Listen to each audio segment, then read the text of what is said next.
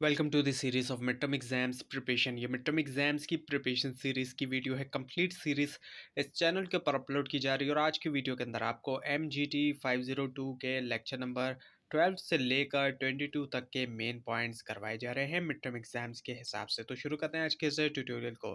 सो individuals जो होता है ऑर्गेनाइजेशन के अंदर वो डिसीशंस लेते हैं। जितने भी आप देखते हैं लोग हैं वो डिसीशंस ले रहे होते हैं। स्पेशली जो मैनेजर्स होते हैं वो डिसीशंस लेते हैं।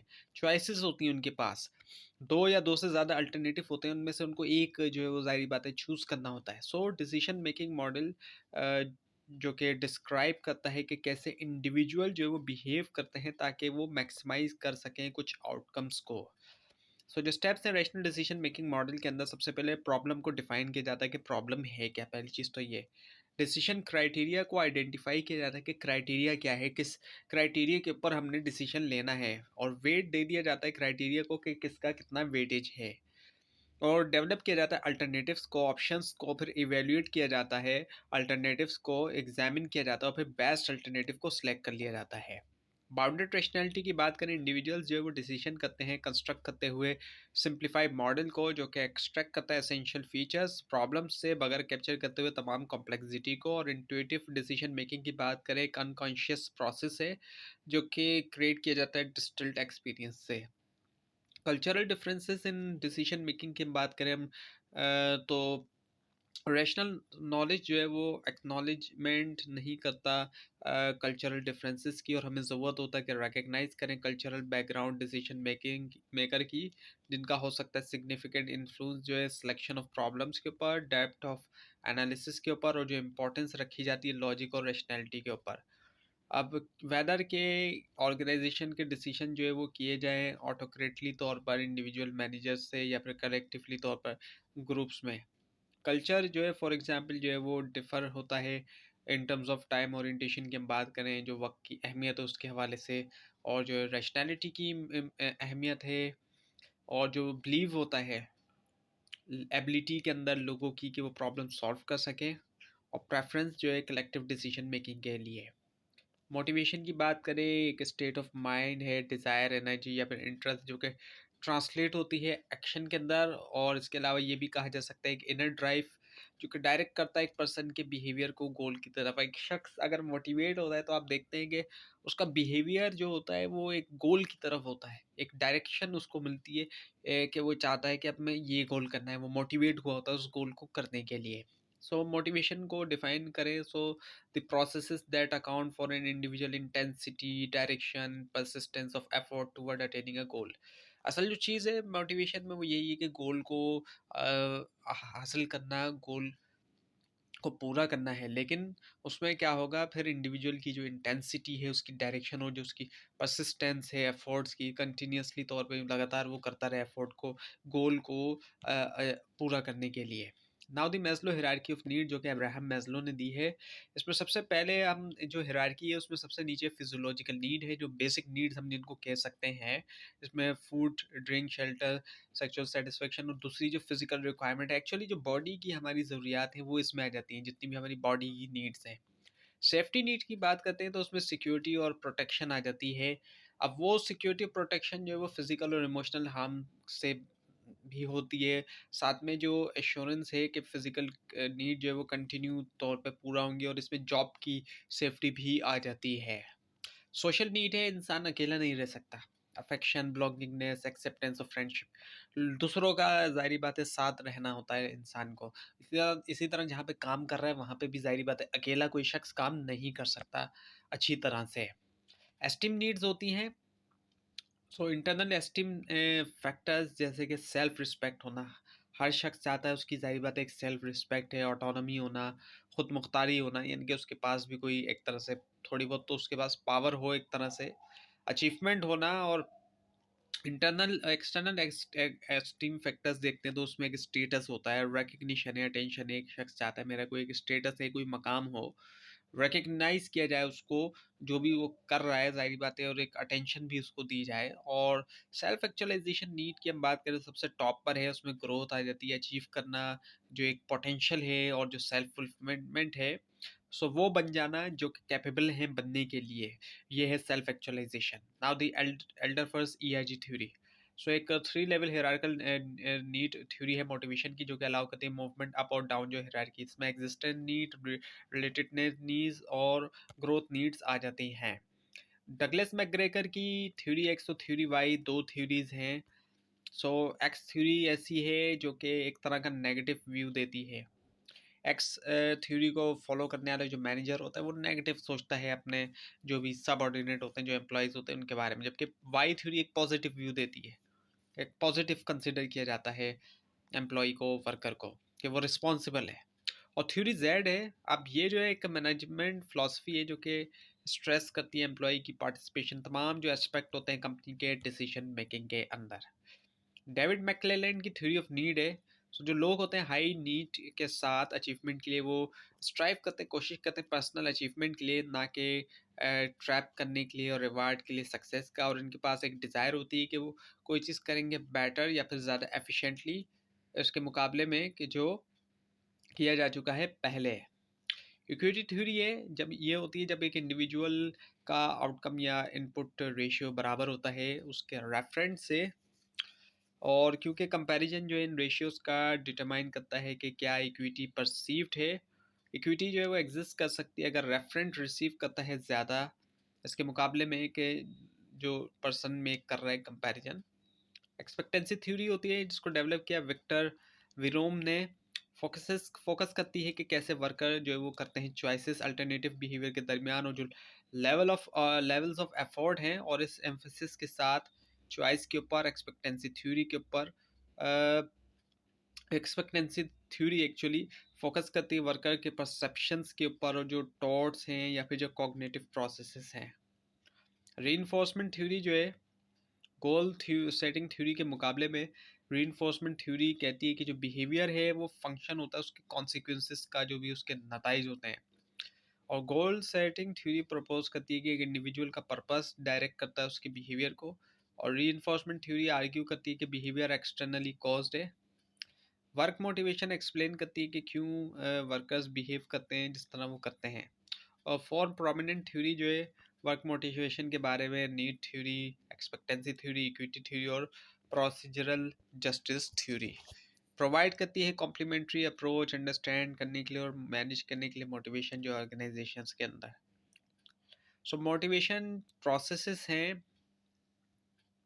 जिसमें क्या है कि इंडिविजुअल की इंटेंसिटी, डायरेक्शन और परसिस्टेंस होती है एफर्ट की गोल को अटेन करने के लिए, हासिल करने के लिए। सो नाउ द एमबीओ जो कि मैनेजमेंट बाय ऑब्जेक्टिव्स है, एम्फसाइज करता है पार्टिसिपेटली सेट गोल्स जो कि टेंजिबल होते हैं, वेरीफाइबल होते हैं। टेंजिबल तो ऐसी चीज़ को कहा जाता है जिसको हम टच कर सकते हैं, फिजिकली तौर पर देख सकते हैं। वेरीफाइबल वेरीफाई कर सकें, और मेजरेबल उनको हम नाप सकते हैं, मेजर कर सकते हैं। सो ये कोई नया आइडिया नहीं है, लेकिन ये ओरिजिनेट हुआ था मोर देन 50 ईयर्स अगो, 50 साल से ज़्यादा इसको हो चुके हैं। सो ग्रुप जो होता है वो एक सेट होता है दो या दो से ज़्यादा लोगों का, जो कि इंट्रैक्ट करते हैं ताकि अचीव कर सके सर्टेन गोल्स या पूरा कर सकें सर्टेन नीड्स को। और टीम जो है वो एक तरह का ग्रुप ही होता है, लेकिन इसमें स्मॉल नंबर ऑफ पीपल होते हैं जो कॉम्प्लीमेंट्री स्किल्स के साथ होते हैं, जिनका जो है वो कमिटेड होते हैं कि कॉमन मिशन, उनका मिशन कॉमन होता है। और इसको बहुत ईजिली हम समझ सकते हैं क्रिकेट टीम से। क्रिकेट टीम में जाहिर बात है कोई बहुत ज़्यादा लोग तो नहीं होते, so small number of people होते हैं, और उनके स्किल्स कॉम्प्लीमेंट्री होते हैं, एक दूसरे को मदद कर रहे होते हैं। और कॉमन मिशन होता है, जाहिर बात है परफॉर्मेंस गोल होती है, इसके अलावा और अप्रोच होती है जिसके लिए वो म्यूचुअली अकाउंटेबल भी होते हैं। सो टाइप्स ऑफ वर्क ग्रुप्स जो है वो फॉर्मल भी हो सकते हैं, इनफॉर्मल भी। फॉर्मल वर्क ग्रुप इस्टेब्लिश किए जाते हैं अचीव करने के लिए ऑर्गेनाइजेशनल गोल, और इनफॉर्मल वर्क ग्रुप एमर्ज होते हैं नेचुरली जब ग्रुप मेंबर परसीव करते हैं कि एक ग्रुप जो है वो अचीव कर सकता है गोल्स या पूरा कर सके नीड्स को।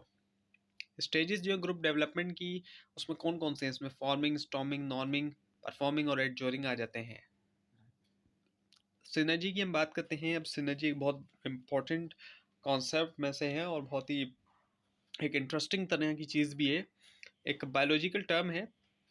इससे मुराद ये कि एक्शन जो है 2 या 2 से ज़्यादा सब्सटेंसेस का वो नतीजा होता है एक इफेक्ट में, जो कि ज़्यादा होता है सिर्फ अगर हम सम करते हैं। सो मैथ के अंदर अगर हम देखें तो 2 और 2 2 प्लस 2 जो है वो 4 होते हैं, लेकिन यहाँ पर 2 प्लस 2 जो है वो 5 है, और इवन कि ये 5 से ज़्यादा भी हो सकता है।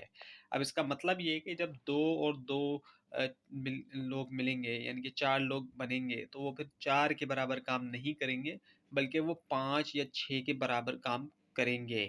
ये है सिनर्जी का कॉन्सेप्ट, कि जब लोग आपस में मिल रहे हैं, तो जितने लोग मिले हैं वो सिर्फ उतनों का काम नहीं करेंगे जितने मिल गए सम होने के बाद, बल्कि वो उससे भी ज़्यादा का काम करेंगे। 2 और 2 4 लोग मिलके 4 नहीं, बल्कि वो 5 या 6 लोगों का भी काम कर सकते हैं। ये है सिनर्जी का कॉन्सेप्ट। और प्रोसेस लॉस जो है, एक चीज़ ये है कि प्रोसेस लॉस वो जो डिफरेंस होता है जो एक्चुअली प्रोड्यूस किया ग्रुप ने, और जो कुछ प्रोड्यूस किया जा सके ग्रुप, जब आप इनपुट कंसिडर करते हैं, तो 2+2 ये जो है यहाँ पर 2+2 जो है वो 3 के बराबर। सो ये प्रोसेस लॉस है। प्रोसेस लॉस में यहाँ ये हो रहा है कि 2+2 जो है वो 4 भी नहीं है, वो 3 है। ये प्रोसेस लॉस है। सोशल लॉफिंग या फिर फ्री राइडिंग को अगर हम देखें, तो ये होती है जब एक ग्रुप मेंबर डिसाइड करता है कि वो लूफ करे, और उसका ये होता है कि कुछ और कोई और जो है वो पिकअप करेगा जो स्लैक स्लैक को।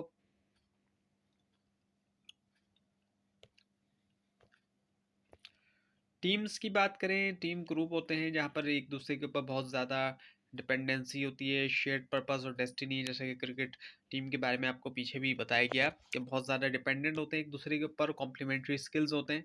और टाइप्स ऑफ टीम्स की बात करते हैं तो प्रॉब्लम सॉल्विंग टीम होती हैं, क्योंकि प्रॉब्लम सॉल्व करने के लिए होती है। सेल्फ मैनेज वर्क टीम भी होती है। Cross functional different functional areas के लोग यहाँ पर होते हैं, जैसे कि मार्केटिंग, एचआर, आईटी, ये डिफरेंट फंक्शनल एरियाज़ के लोग हैं। वर्चुअल टीम्स होती हैं जो कि ऑनलाइन टीम्स भी जिसके अंदर शामिल हैं। सो टर्निंग इंडिविजुअल्स इनटू टीम, अब लोगों को जो इंडिविजुअल्स अलग-अलग हैं उनको टीम के अंदर टर्न करें, उनको मतलब कन्वर्ट कर दें एक तरह से। सो बहुत से लोग जो इनहेरेंटली तौर पे टीम प्लेयर्स नहीं हैं, वो अलहदा होते हैं, लोनर्स होते हैं वो, और वो रिकग्नाइज होना चाहते हैं अपनी खुद की अकम्पलिशमेंट के लिए, यानी कि वो खुद से अलहदा से काम करना चाहते हैं। नेचुरली तौर पे वो नहीं होते, इनहेरेंटली तौर पर। ये भी एक चीज़ है। और कई सारे ग्रेट ऑर्गेनाइजेशन हैं हिस्टोरिकली जिन्होंने नर्चर किया इंडिविजुअल की अकम्पलिशमेंट को भी। सो हम कैसे इंट्रोड्यूस करते हैं टीम जो है हाईली इंडिविजुअलिस्टिक किस्म के एनवायरनमेंट में, एक ऐसा एनवायरनमेंट में जहाँ लोग अलग-अलग काम करना चाहते हैं, तो वहाँ पे हम कैसे टीम जो है वो इंट्रोड्यूस करें, ये भी एक बड़ा क्वेश्चन है। सो कॉन्फ्लिक्ट भी ज़ाहिर बात है होता है टीम्स के दरमियान। सो कॉन्फ्लिक्ट जो है वो ज़रूरी नहीं है बैड भी हो, ये भी ज़रूरी नहीं है। कॉन्फ्लिक्ट तब होता है ज़ाहिर बात है जब इख्तिलाफ होता है किसी चीज़ के ऊपर, तभी कॉन्फ्लिक्ट आ जाता है, लेकिन ज़रूरी नहीं है कि वो बुरा ही हो। सो टीम्स जो है कम्प्लीटली वॉइड ऑफ कॉन्फ्लिक्ट हैं, और ये भी मुमकिन है कि वो एपैथिक और स्टेगनेंट बन जाए। सो रिलेशनशिप कॉन्फ्लिक्ट होते हैं जो कि बेस करते हैं इंटरपर्सनल कैपेबिलिटीज़ के ऊपर, इनकैपेबिलिटीज़ के ऊपर, टेंशन के ऊपर, एनिमोसिटी के ऊपर एक दूसरे की तरफ, और ये डिसफंक्शनल होते हैं। इस किस्म के कॉन्फ्लिक्ट जो है वो डिसफंक्शनल होंगे, जो इस तरह की चीज़ों के ऊपर बेस करेंगे। ब्रेनस्टॉर्मिंग की बात करते हैं। ब्रेनस्टॉर्मिंग क्या एक टेक्निक होती है जिसके ज़रिए जनरेट किया जाता है क्वांटिटी ऑफ आइडियाज़। अब इसमें ये होता है कि जितने भी आइडियाज़ आ रहे हैं जहन में, वो तमाम के तमाम आइडियाज़ लिख लिए जाते हैं। किसी भी आइडिया को क्रिटिसाइज़ नहीं किया जाएगा, शुरू में कोई भी क्रिटिसिज्म नहीं होगा। क्यों? क्योंकि ज़्यादा से ज़्यादा आइडियाज़ हासिल करने हैं, फिर बाद में सिलेक्शन की जाएगी अच्छे आइडिया की। और नॉमिनल ग्रुप टेक्निक में प्रोसेस है ये भी जनरेट करने के लिए आइडियाज़ और इवेल्यूएट करना। एक तो आइडियाज़ जनरेट करना, फिर इवेल्यूएट करना, एग्जामिन करना सॉल्यूशंस को। सोशल लोविंग जो है वो मैनेजरियल मोटिवेशन प्रॉब्लम है, जिससे प्रोसेस लॉस जो है वो अ, होता है, और टेंडेंसी होती है इंडिविजुअल की कि वो कम एफर्ट लगाते हैं जब वो ग्रुप में वर्क करते हैं इसके मुकाबले में। तो यानी कि सोशल लोफिंग तब हो रही है जब लोग ग्रुप में वर्क कर रहे हैं तो वो कम एफर्ट लगा रहे हैं, क्योंकि फिर दूसरे उनको पता है कि काम कर रहे हैं इस वजह से। सोशल फैसिलिटेशन की बात करें, इससे मुराद अफेक्ट होता है कि जो फिजिकल प्रेजेंस है दूसरों की, उसका इंडिविजुअल की परफॉर्मेंस के ऊपर। ऑडियंस इफेक्ट्स जो है वो अफेक्ट होते हैं पैसिव स्पेक्टेटर्स के परफॉर्मेंस के ऊपर, जहाँ पर को एक्शन अफेक्ट जो है वो अफेक्ट होता है दूसरों के ऊपर जब इंडिविजुअल परफॉर्म करते हैं सेम टास्क। और ये रिसर्च इंडिकेट करती है कि जो प्रेजेंस है दूसरों की, उसका पॉजिटिव और नेगेटिव इफेक्ट होता है परफॉर्मेंस के ऊपर।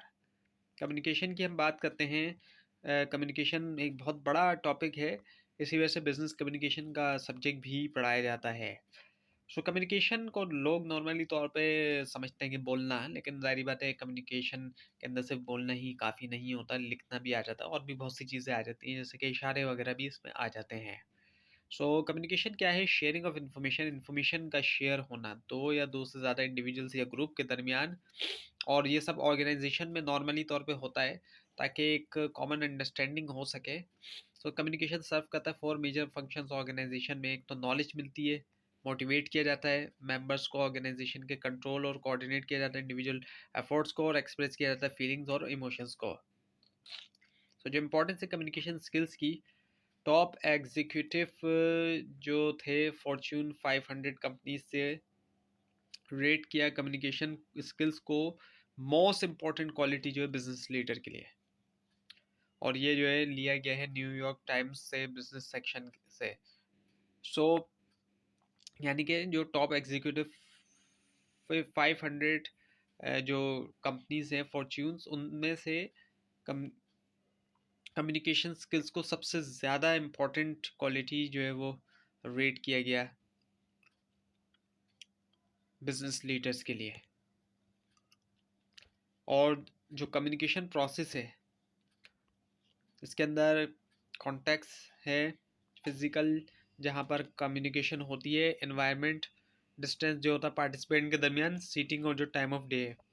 पार्टिसिपेंट्स होते हैं सेंडर जो कि भेजने वाला है, और रिसीवर सॉरी जो रिसीव करे। मैसेजेस होते हैं, जाहिर बात है मैसेज भेजे जाते हैं। इन्फॉर्मेशन जो कि सेंडर जो है वो जाहिर बात है चाहते हैं शेयर करना दूसरे लोगों के साथ। और इफेक्टिव मैसेज क्लियर भी होता है, कंप्लीट भी होता है। और एक मैसेज क्लियर तब है जब उसको इजीली इंटरप्रेट या अंडरस्टूड किया जा सके, उसका इजीली मायने उसके निकाले जा सकें या समझा जा सके। एनकोडिंग की बात करें, ट्रांसलेट किया जाता है मैसेज को सिंबल्स या लैंग्वेज में जो कि रिसीवर अंडरस्टैंड कर सकता है। चैनल्स की बात करें, फॉर्मल या इनफॉर्मल चैनल्स हैं। फॉर्मल चैनल्स कम्युनिकेशन से मुराद फॉर्मल कम्युनिकेशन या इनफॉर्मल होती है। फॉर्मल से मुराद मैसेज जो कि यूज़ करता है फॉर्मली स्टैब्लिश चैनल्स, फॉलो करता है चेन ऑफ अथॉरिटी और कमांड। इनफॉर्मल कम्युनिकेशन जो है वो ज़्यादा स्पॉन्टेनियस कम्युनिकेशन होती है, बगैर इस रिगार्ड के जो फॉर्मल कम्युनिकेशन है। और इसमें ग्रैप वाइन आ जाती है, जो एम्प्लॉयज़ आपस में कम्युनिकेशन करते हैं नॉर्मली, वो इनफॉर्मल कम्युनिकेशन अक्सर हमें देखने में आती है ऑफिस टाइमिंग से हटके, या फिर जो वो ब्रेक वगैरह के दरमियान कर रहे होते हैं। नॉइज़ की बात करें तो किसी भी तरह का इंटरफेयर होना कम्युनिकेशन प्रोसेस में, उसको नॉइज़ कहा जाता है। ज़रूरी नहीं है कि नॉइज़ सिर्फ ये जो हम बोलते हैं कम्युनिकेशन के करते हैं बोलकर इसी में शामिल है, नहीं बल्कि और भी जगह आ सकती है। इंटरफेयर किसी भी तरह का हो वो नॉइस उसको कंसिडर किया जाएगा। इसके अलावा फिर फीडबैक है, रिसीवर चाहता है कि उसको फीडबैक मिले, सॉरी सेंडर चाहता है उसको फीडबैक मिले रिसीवर की तरफ से। और इसके अलावा मीडियम जिसके ज़रिए भेजी जा रही है, ये पाथवे होता है जिसके ज़रिए इनकोडेड मैसेज उसको भेजा जाता है रिसीवर तक। सो वर्बल कम्युनिकेशन है, इसमें क्या होता है शेयर किया जाता है इन्फॉर्मेशन को वर्ड्स के ज़रिए, वर्ड्स का यूज़ किया जाता है वर्बल कम्युनिकेशन में। इसलिए इसमें या तो स्पोकन भी हो सकता है, रिटन भी हो सकता है, बोल के या फिर लिख के। और नॉन वर्बल में जो है वो क्या होता है, वर्ड्स का यूज़ नहीं किया जाता। वर्ड्स के बगैर किस तरीके से होगी, फेशियल एक्सप्रेशन के ज़रिए, लोगों के फेस देखने से पता चल जाता है कई बार कि वो क्या कहना चाह रहे हैं या क्या मतलब था उनका। उनकी बॉडी लैंग्वेज से पता चल जाता है, उनकी बॉडी लैंग्वेज को देखकर। और इवन कि कभी कभी ड्रेस से भी कभी कभी हम पहचान सकते हैं लोगों को। सो जो बैरियर्स हैं इफेक्टिव कम्युनिकेशन के और जो तरीका है इम्प्रूव करने का कम्युनिकेशन, सो नॉइस इंटरफेयर होता है कम्युनिकेशन प्रोसेस के साथ। नॉइस आ जाए कहीं भी, चाहे वो वाली नॉइस तो है ही, जाहिर बात है जो हम हमारी ओरल कम्युनिकेशन में होती है, लेकिन वैसे भी कोई भी इंटरफेयर आ जाता है तो उसकी वजह से बहुत बड़ा वो बैरियर होता है। और फिल्टर होता है जब सेंडर जो है वो विदहेल्ड करता है एक पार्ट जो है मैसेज का, क्योंकि वो सोचता है कि रीडर जो है वो नहीं चाहता उसको। इफेक्टिव लिसनिंग किस तरीके से होगी, अच्छी लिसनिंग जो है वो कैसे हो, किस तरीके से अच्छी तरह सुना जाए, आई कांटेक्ट किया जाए, जो सेंडर है, जो स्पीकर है उसके साथ आई कांटेक्ट किया जाए, और डिस्ट्रैक्शन को अवॉइड किया जाए, जो एक्शंस या जेस्चर्स की तरफ से किसी भी एक्शन या जो इशारे हैं वहाँ से क्वेश्चन भी पूछा जाए। बेहतर ये कि क्वेश्चन पूछा जाए ताकि अच्छी तरह समझ सके, और इंटरप्शन को अवॉइड किया जाए, स्पीकर को इंटरप्ट ना करें, जब कोई स्पीकर बोले उसको इंटरप्ट ना करें, बहुत ज़्यादा बोला ना जाए, बहुत ज़्यादा बोलना भी सारी बातें बैरियर बन सकता है, और स्मूथ ट्रांजिशन हो जब रोल ऑफ स्पीकर हो लिसनर के दरमियान में, यानी कि जब स्पीकर ने बोलना रोक बोलते हुए रुक गया, तब जो है वो लिसनर बोले। ऐसा ना हो कि स्पीकर भी बोल रहा है, लिसनर भी बोल रहा है, दोनों एक साथ अगर बोलेंगे तो क्या होगा, राइट बात है, इफेक्टिव कम्युनिकेशन नहीं होगी, इफेक्टिव लिसनिंग नहीं होगी। So now the information communication provide करती है नॉलेज ऑर्गेनाइजेशनल मेंबर को कि वो परफॉर्म करें जॉब इफेक्टिवली और अचीव करें गोल्स। नॉलेज जो है वो क्रिटिकल होती है न्यू कमर्स के लिए, जो नए आने वाले हैं, क्योंकि सिर्फ इफेक्टिव कम्युनिकेशन के ज़रिए वो लर्न करते हैं, सीखते हैं ऑर्गेनाइजेशनल एक्सपेक्टेशंस। इन्फॉर्मेशन रिचनेस की हम बात करते हैं तो मीडिया जो है वो डिफ़र करता है, उसमें फ़र्क आता है इन्फॉर्मेशन रिचनेस में, और अमाउंट ऑफ इन्फॉर्मेशन जो कि वो कैरी करता है, और कैसे जो है वो एनेबल करता है सेंडर और रिसीवर को कि वो रीच करें अंडरस्टैंडिंग। सो मोटिवेटिंग ऑर्गेनाइजेशनल मेंबर्स की बात करें, कम्युनिकेशन प्ले करती है सेंट्रल रोल मोटिवेट करने में एम्प्लॉयज़ को ताकि अचीव करें गोल, और एक्सपेक्टेंसी थ्योरी ऑफ मोटिवेशन बताती है कि मैनेजर को क्लैरिफाई करना चाहिए आउटकम्स जिनको हासिल किया गया हाई परफॉर्मेंस लेवल के लिए।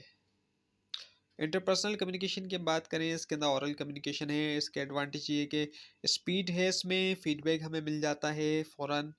डिसएडवांटेज ये होता है कि डिस्टॉर्शन होती है मैसेज की। रिटन कम्युनिकेशन की हम बात करें, इसका फ़ायदा है कि टेंजिबल है और वेरीफाइबल है। टेंजिबल वो चीज़ होती है जो कि फिजिकली तौर पे हमें दिखाई देती है और हम उसको टच भी कर सकते हैं, और वेरीफाइबल होती है, इनकी वेरीफाई किया जा सकता है, लेकिन नुकसान ये भी होता है कि टाइम बहुत लगता है, और फीडबैक इसमें जो है वो ज़रूरी नहीं है कि हमें लाजमी मिले। नॉन वर्बल कम्युनिकेशन की फ़ायदे की हम बात करते हैं तो ये है कि ये सपोर्ट करती है दूसरी कम्युनिकेशन को, प्रोवाइड करती है ऑब्जर्वेबल एक्सप्रेशन इमोशन और फीलिंग का। नुकसान ये कि मिस परसेप्शन होता है बॉडी लैंग्वेज का या जेस्चर का, वो इन्फ्लुएंस कर सकता है रिसीवर की इंटरप्रिटेशन या मैसेज को। अब लीडरशिप की हम बात करते हैं, so all leaders are managers.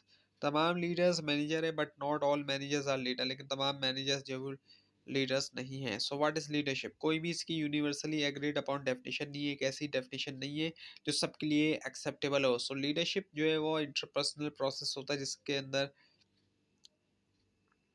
Influence जो होता है उसको एक्सरसाइज किया जाता है एक सोशल सिस्टम में, ताकि अचीव करना होता है ऑर्गेनाइजेशनल गोल्स जो है दूसरों के ज़रिए।